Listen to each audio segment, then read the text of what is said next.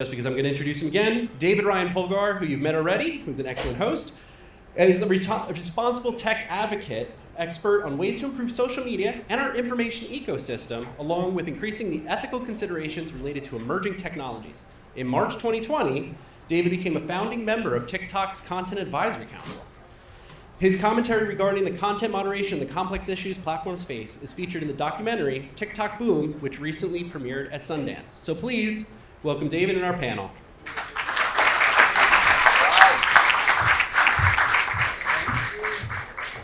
Thank you, Jamie. Let's give it up again for Dr. Jamie Cohen, digital boy, our connected future. I'm going to try to balance everything here.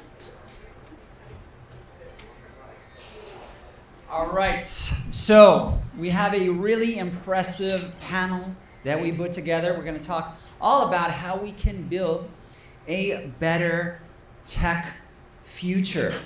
As Jamie talked about their impressive bios, I will say that's the double-edged sword of moderating these events, is you always feel like you need to update your resume or CV, right? A really impressive group we have, so I'm going to bring them out one at a time, and the first one I'm going to bring out is the author of the new book, The Tech That Comes Next, Afua Bruce. Let's give it up for Afua.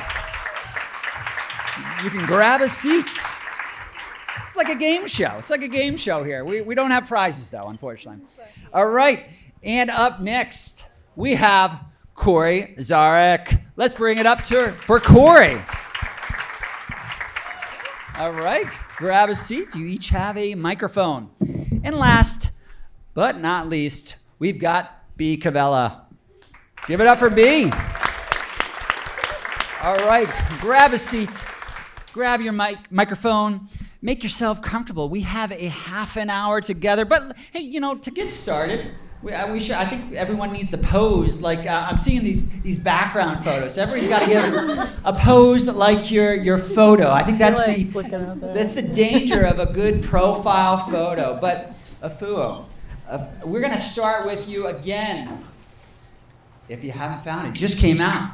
I just grabbed my copy, The Tech That Comes Next. Really loving it so far. I was reading it on the train down here. So what I found is that your book really emphasizes the need for technology development to include more of society, right? More voices. That's also implying or insinuating that there's some voices that are being left out of the conversation. So who do you think, who comes to mind? Who's being left out of this conversation? Oh man, we could be here for a long time with who all is being left out. But so thank you so much for mentioning my book, which is brand new off the shelves as of yesterday.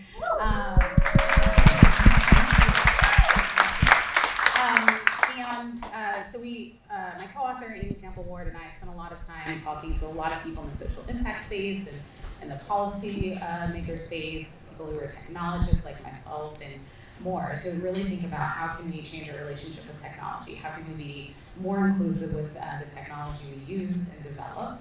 And I think there are a couple of different examples that really get to your question. So one is an organization we talked with called GoldieBlox, which is based in North Carolina. And they're really intentional about widening who is perceived as a technologist. And so really pulling from people of different socioeconomic status, different resident and citizen status, different races and ethnicities that are there, and really encouraging them to look at the issues that are in their communities and to solve them. And so through that, they've had people who've developed services and apps for migrant farm workers to connect farm workers to services as they migrate across the country. There's another group that's developed services for people of DACA status who are living in states where it's especially hard to get access to education based on that residency status. And so connecting them with more resources, connecting them with more tools to support them. There's also a story there of an organization called Rescuing Leftover Cuisine, who started in New York City. And as the name of the organization might imply, they rescued leftover cuisine and redistributed it to people who were facing food insecurity, which is a huge problem across the country. And it started out as an organization that worked very much at a human-to-human scale. Someone walking to a restaurant to collect leftover food and walking it a few blocks or several blocks to give it to people who needed the food. But over time, they developed their own software to help manage that process. And in that, had a Trello board where they could bring in the input from volunteers and from people actually in the community, both on the restaurant side and people who were receiving the food, so that people could upvote and downvote some of the features that would be added to that development process. And so they can make sure what they were building was actually going to facilitate them doing the work that they were supposed to be doing.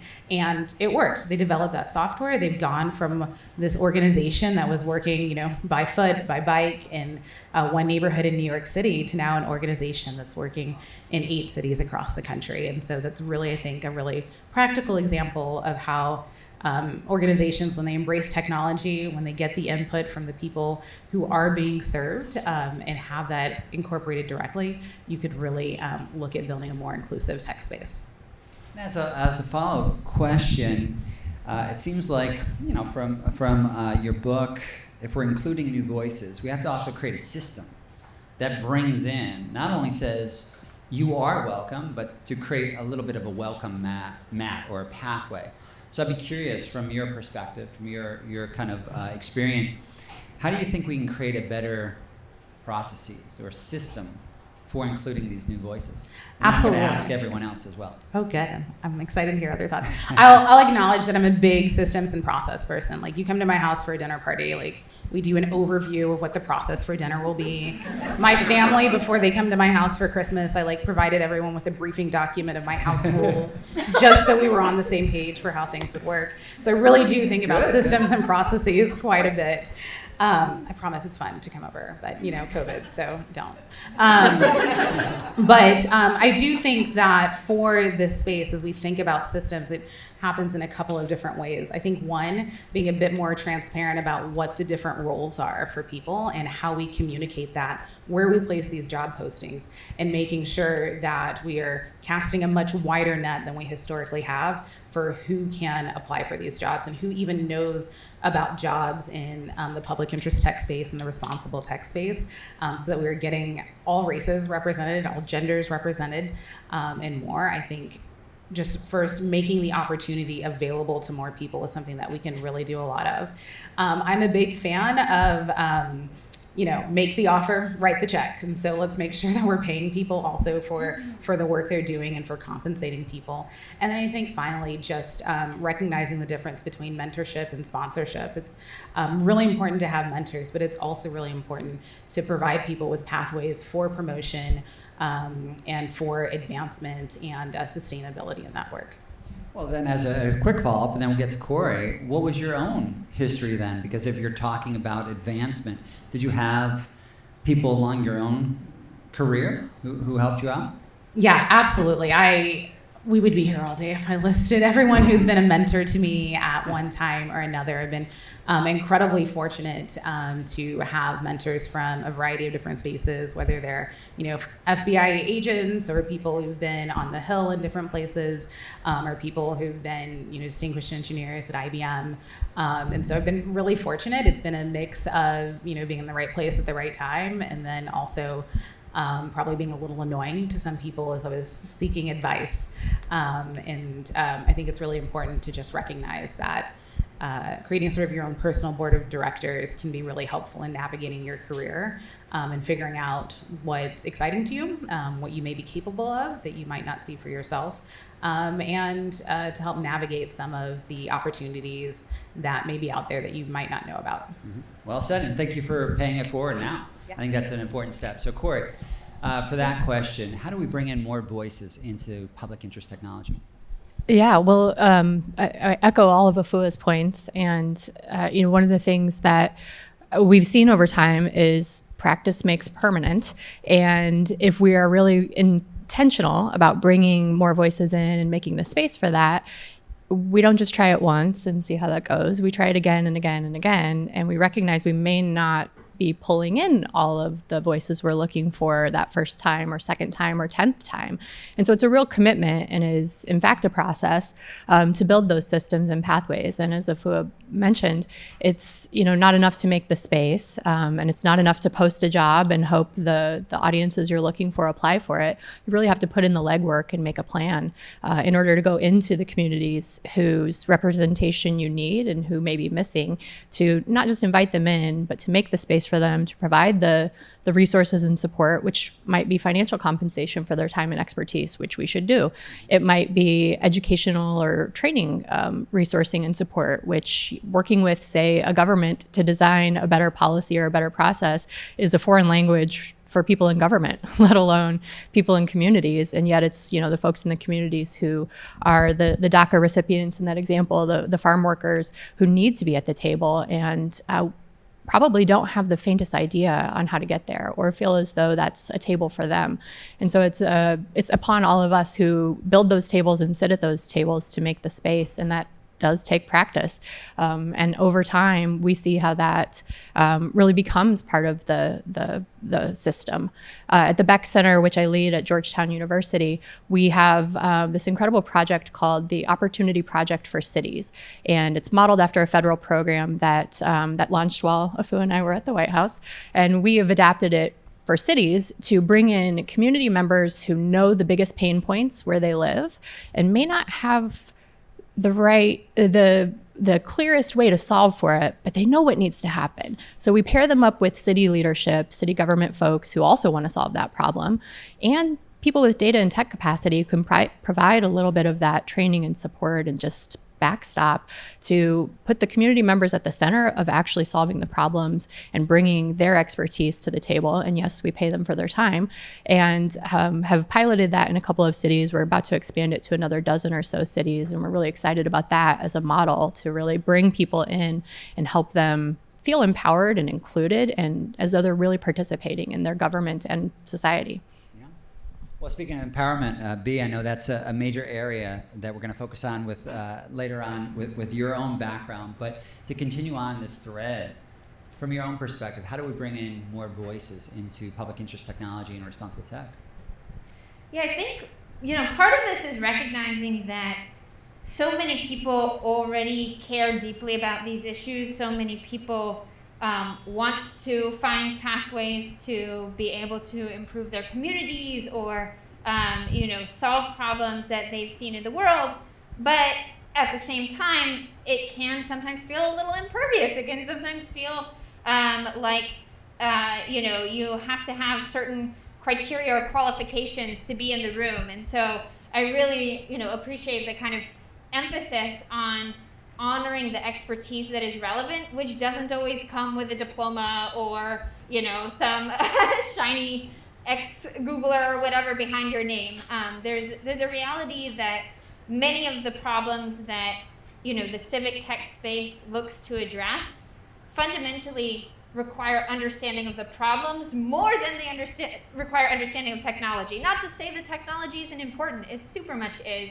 But understanding the problem that's being solved is so, so important. And I also really appreciate how you all emphasize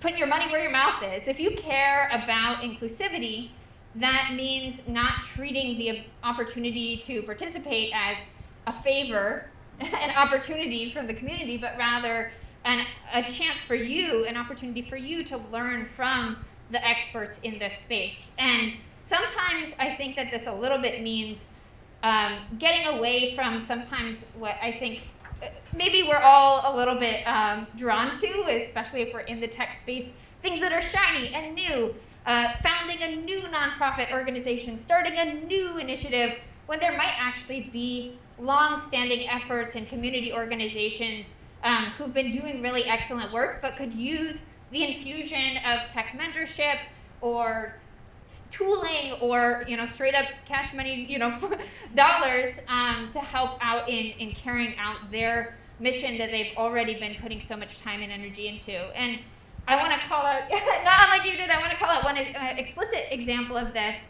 Actually, I just weeks ago joined the Aspen Institute. I'm so excited to have joined this team, and I'm working in Aspen Digital, which specifically looks at kind of intersections of tech and media and its impact on society. And right now, there's an application open, closing imminently, but open for this digital equity accelerator, giving $100,000 to nonprofit organizations serving marginalized communities, serving gender minorities, serving communities where, that infusion of extra funding and expertise and mentorship can actually expand their capacity to work. So I think that, when we look at things like the Digital Equity Accelerator or programs like you mentioned, Cori, we're seeing spaces where, yes, people are doing cool, new, exciting things, but also people on the ground have been doing the work, and we have the opportunity to learn from and build on top of that. As well said. I was just talking to somebody earlier about we oftentimes Columbus, if you will, so many concepts that have already been done, and there's such a need to bring together the community. So Cori, we'll move on to you. You mentioned the Beck Center that you lead at Georgetown University. Something that struck me doing some research is on the site it mentions, quote, "The very systems designed for the betterment of all are often siloed and ineffective. They're usually designed for policy, not for people." Strong statement. So how do we shift? How do we shift this and design for people as opposed to just policy? Yeah, well, I think the examples that we've all just given illustrate that in ways that we're putting it into practice. One of the things that we believe is very true at Georgetown and probably at every university these days is that the interdisciplinary and kind of cross-campus approach is so critical in how we think about educating and training our future workforce and humans in our society overall. So at Georgetown, we launched a few years ago an initiative on technology and society where we bring together different programs and schools across campus, as well as different centers like ours, to ensure that we have policymakers working on projects actively with computer scientists and data scientists and budding lawyers and all of the folks, business school, et cetera. And it's, just this morning I was in a meeting where we were determining a bunch of projects that we're going to support and invest in over the next couple of years. And it's thrilling to see the types of things that folks are coming up with, that students are coming up with to work on. There was a whole discussion about FOIA earlier. We've got a very exciting FOIA law and policy and tech nerd fest coming your way out of Georgetown. So, for our part as an institute of higher education, it's really critical that we're teaching and training in ways that we're bringing all these different folks to the table just as you go. You just learn, and again, practice makes permanent, right? If that's how you're learning to work and what you're learning in your educational pathway, that's how you set up your teams when you go into the workforce. That's what you expect and demand when you're in the working world. Of course, not everyone comes through an institute of higher education, especially a privileged place like Georgetown, and yet we can use these models in community settings as we've been describing up here as well. And one of the things that we aim to do through our project work, even as we bring students in, is bring in members of communities with lived experience to inform and test and be part of the work that we do as well. And we see that carrying throughout. It's becoming more and more common, we hope, as different organizations, whether they be civic tech organizations outside of government or government entities themselves, or even companies, especially companies that are a little smaller and scrappier, coming up with a public interest technology mindset, have been doing much more concerted efforts in bringing community members into their work. As a follow-up, Cori, so much of your work focuses on breaking down silos, as mentioned in that earlier statement. In your own experience, how do we actually do that? Because there's a lot of talk about it, but it seems to be harder to be done in practice. In your own practice, in your own experience, what advice would you give to everyone?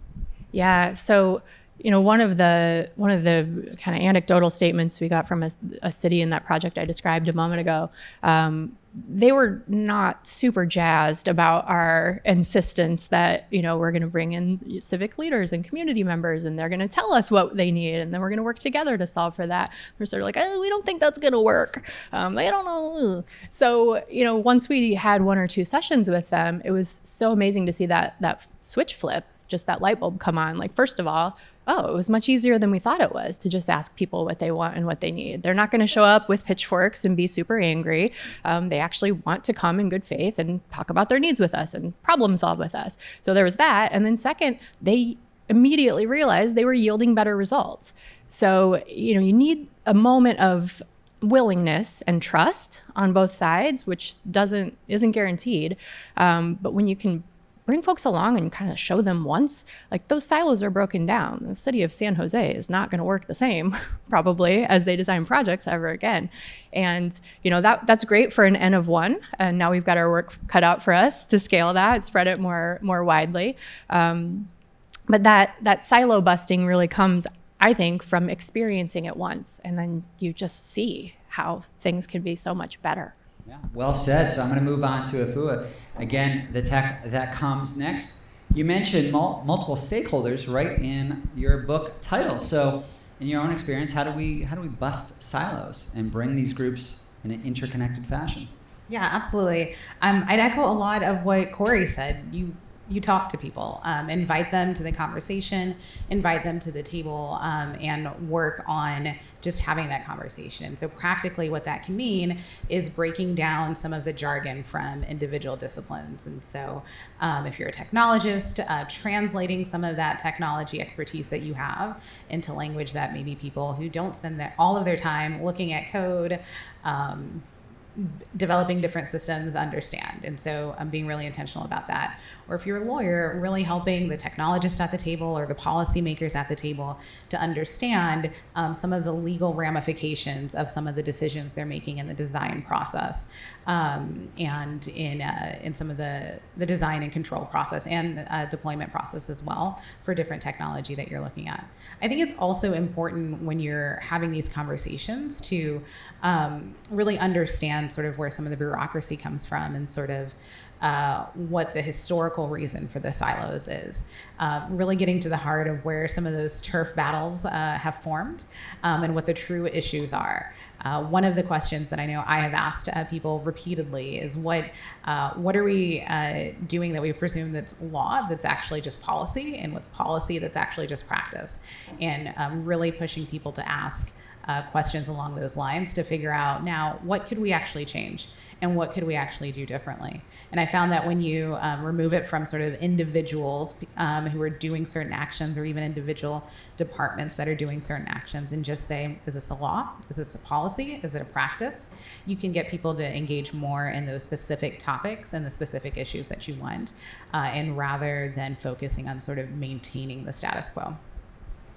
All right, well said. So B, in the interest of time, I'm going to move on to your question. One of the things I noticed about your own background and just seeing all the great things you've been involved in before Aspen with Tech Congress, and before that, IBM and many other amazing organizations and companies.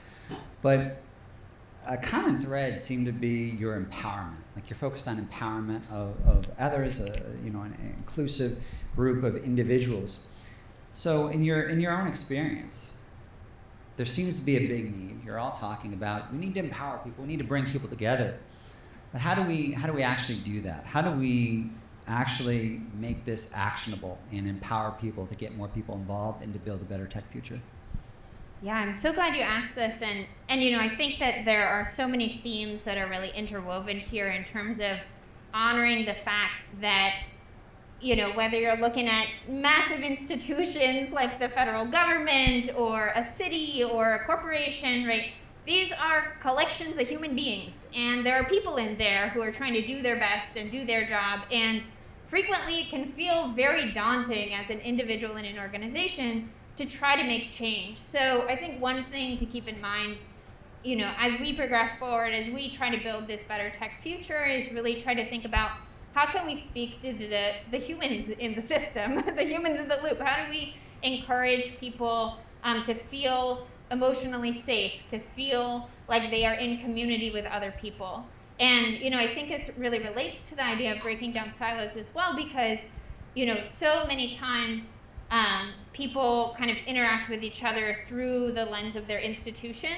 And sometimes even group settings can reinforce this environment, but sometimes what you need is like a one-on-one facilitated conversation. Sometimes what you need is the ability to like feel safe behind the scenes and talk about stuff that's frustrating you. And so I think part of empowering people and really allowing people to kind of rise to the occasion and to do their best work is partially around making it safe for them to do. So I think that part of that safety is community, part of that safety is structural, part of that safety is making it acceptable and allowed for people to talk to each other, which it sometimes is not. We heard about encryption earlier, right? Sometimes you need tools to be able to do things safely.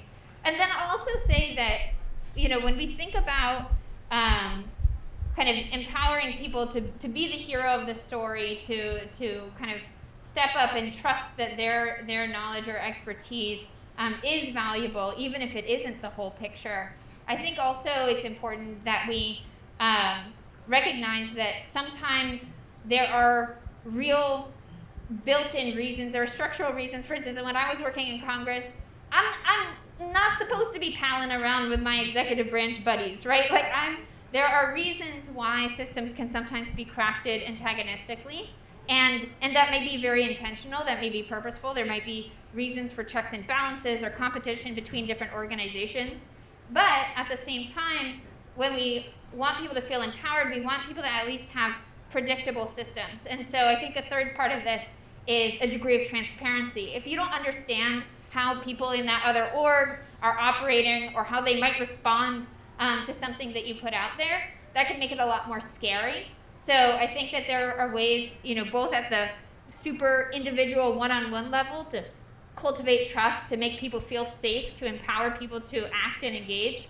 But there are also ways at the institutional and structural level that we can try to invite people into our processes more and share more of the behind the scenes, how things actually go down. Because maybe you can't have those one-on-one conversations, but at least you can, have a rules of the road, have a traffic signal environment where people know how to engage, where to engage, what to expect, and at least be empowered to go that far. Yeah, very well said. So I know we could talk all night. There's a lot to be said, but we are at our final question, and this is actually just going to be a knee-jerk reaction. We're going to start with you, and we'll work our way down. So you don't have to close your eyes, but you can if you want. I'm going to be asking all of you.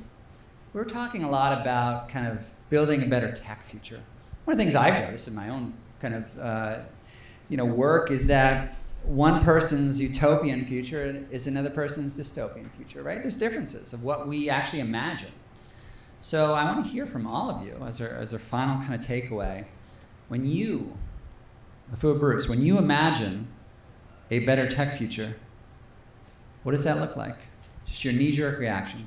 Yeah, I think for me, probably the maybe one of the biggest differences between our current tech state and the tech future that I imagine is one that is much more inclusive, one that is much more diverse, one that has a lot more Black and brown people at the tables designing systems, interacting with society, being compensated for their work, and a tech future that really creates a way for people to feel connected, to feel seen, and to recognize that humans are inherently valuable, and we can empower them to have these connections, to have these conversations, and to do the work that they want to see in their own lives. Very well said. So Cori, when you imagine, again, close your eyes or you don't close your eyes.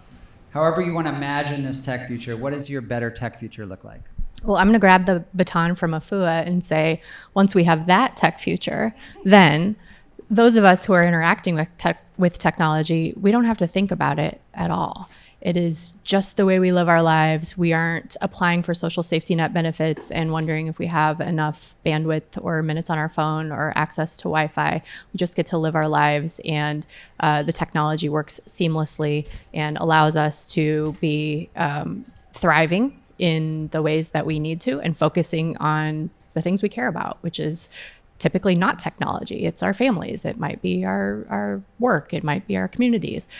So when we have the communities, the representation building the technology and the systems that we need to rely on, ideally, then we don't have to think about it at all. Very well said. So B, you're going to take us home, and then we're going to get to a quick intermission. So B, when you imagine A better tech. Yes, please soak up this visualization. When you imagine a better tech future, what does it look like? I definitely want to live in y'all's future, so definitely a lot of that. I think, when I'm imagining a better tech future, I think there are two things that are important to me, and one is building off of Cori's point that I think we should stop thinking of tech as separate from all the other stuff that's going on. I kind of think of tech sometimes as like language or law or whatever. Like, it is in every industry. It is in every conversation. We need to have an awareness to the places where it exists, but also, because it's ubiquitous, because it's increasingly everywhere, hopefully it doesn't also feel like the most prominent thing. The idea of like good design is kind of invisible. You shouldn't have to think about it. But the second thing that I really want to call out in my vision of a better tech future is really thinking about kind of applying a disability justice lens, applying this lens of thinking about what does it mean to be enabled and empowered by our tools? What does it mean to live in a world where the society that we're constructing, whether it's super fancy technological systems that we have or something as simple as a ramp, what does it mean to kind of build in the idea that we are trying to make everything as accessible and usable and empowering to everyone who interacts with it, recognizing that, just like you said, something that works for me might not be what works for someone else. Someone who is low vision may want high contrast text. Someone who is sensitive to light may want really low contrast. And recognizing that technology, one of the beautiful things about it, is it can make us adaptable. It can make things accessible to different people and different needs. And I'd love that idea that Cori envisioned for us, where we don't have to think about it because we use these tools to make it as frictionless for everyone as possible. Well said. So I like the vision that all three of you lay out. So if you like the vision of a better tech future, give everyone a round of applause. So, wonderful discussion. Give it up for Afua Bruce, Cori Zarek, B Cavello. I'm David Ryan Polgar. We're going to take a quick 10 to 15 minute break. Thank you.